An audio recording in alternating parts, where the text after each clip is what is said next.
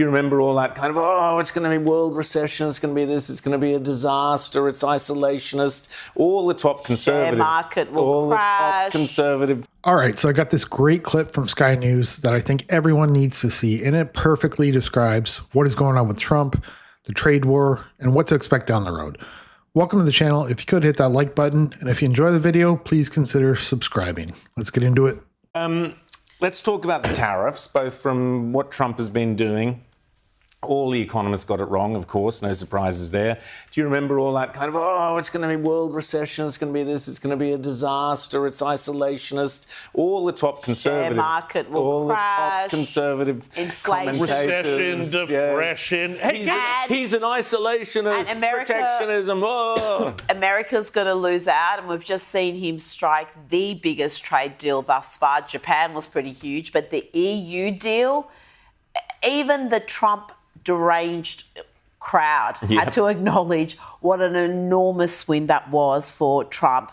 The deal he secured there for America, astonishing on so many levels. And already in 2025, they've had $150 billion in tariff revenue come in. Yeah. Thus far, hasn't been inflationary. The share market is at a record pace. So it's not... The economists have really been quite embarrassed here. Not every single economist, but the overwhelming majority that the media go to got this so horrifically wrong, and the expert class has had another blow. Yeah. There is so much hate for Trump in Canada, even as he continues to make these amazing trade deals for America, win after win, from immigration, border security, domestic and foreign investments in their country, $150 billion in tariff revenue, and even bringing back the presidential fitness test in public schools. Well, absolutely. I mean, the thing that people are finally starting to wake up to is what the whole point of what Trump is trying to do here is.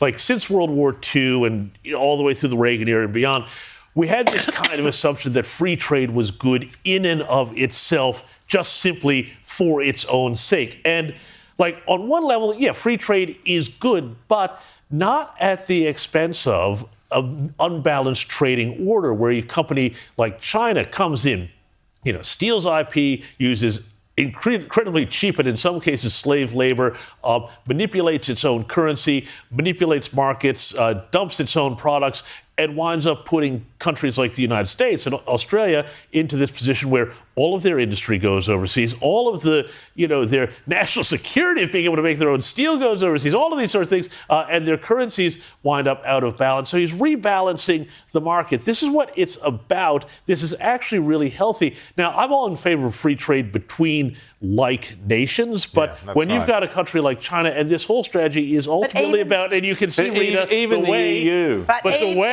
way he's also done this here is to say, we need money to pay off this deficit, and this money is going to that deficit. They still have to cut spending, but this is the point. Otherwise, he knew that, America was headed for a cliff of debt, and this is the only way that they can turn around from that.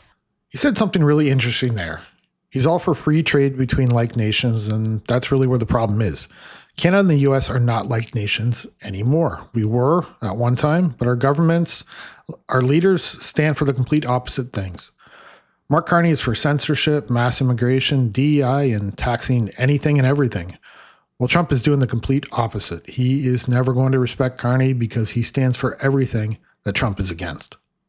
I think it goes beyond that. I think it's not just free trade is fine as long as both nations are free and they're not imposing tariffs. No. You protect your own industries, you protect your own workers. As the President of the United States with an America First agenda, that is your number one priority. And if that means Australia or the UK or some other ally gets a lesser deal, that's what you do. And Trump doesn't just use this to bring back manufacturing. He's actually doing it to exercise foreign policy as well, because we saw this week the deal with India. We know the president has got very good relationships with Prime Minister Modi in India. He loves India. But India got a dud deal because they're buying so much from Russia. They're getting arms from Russia. They're getting energy, I think, also from Russia. So they were punished for that reliance on Russia. So again, it's a very clever way of not just bolstering your homegrown manufacturing, but it's also to put pressure on countries to behave the way you want them to, whether that's distancing yourself from Russia or China or some other. And that is exactly what is happening in Canada right now. It is a punishment. We have one of the most incompetent and corrupt governments, and Trump doesn't respect that. He won't even take Mark Carney's phone calls. Trump wanted this idiot to be elected so that he could do exactly this, walk all over him. What's fascinating for me is that we got the 10%, which is the lowest tariffs, which is great. And the Albanese government and Don Farrell are running around saying, we did a great job because we kept a really low profile. Yeah, they're correct. They did nothing. In fact, Donald Trump didn't even know who they were or anything about them. So my advice to the Albanese government, there is a good lesson here. Everything you don't touch and don't get involved in is a success. Everything you actually touch and get involved in is an absolute disaster. So pursue this strategy of just stay away from anything, don't touch anything, don't do anything with our economy, don't do anything with our industry, don't do anything with our net zero. Just walk away and do nothing, and it will all be as successful as the 10% Trump tariffs. But the danger here for Australia is that as soon as we do come on to the radar around December 27th, when all our anti-free speech laws kick in, as you were suggesting earlier, James, the Americans will be looking at us and looking at how we are blocking access to YouTube, Twitter, Instagram, all these major American platforms, and the wrath of the Americans will come down, and it will see those tariffs go up, and it'll be the fault of the Albanese government and the coalition. There's an earlier deadline too as well, September, the UN General Assembly, when there's going to be a very big push on to recognize Palestine, right? And we know that all these other countries want to do this. We know that Albanese wants to do it. We know that Penny Wong is absolutely chomping at the bit to recognize Palestine. If they sign up with that, that's another black. What if they abstain? Because they have in the past abstained for votes where we would have supported Israel and America. So there's a danger they'll do that as well. That they won't vote, but they'll abstain.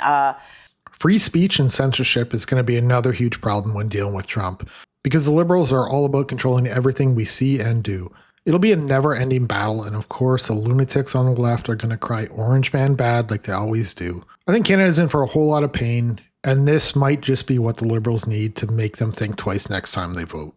If you enjoyed the video, please hit that like button, drop a comment below. I read every single one, and I try to respond to as many as I can. Please also consider subscribing. I'm trying to reach 2,000 subs, and every single one counts. That's it for this one. I will see you in the next one.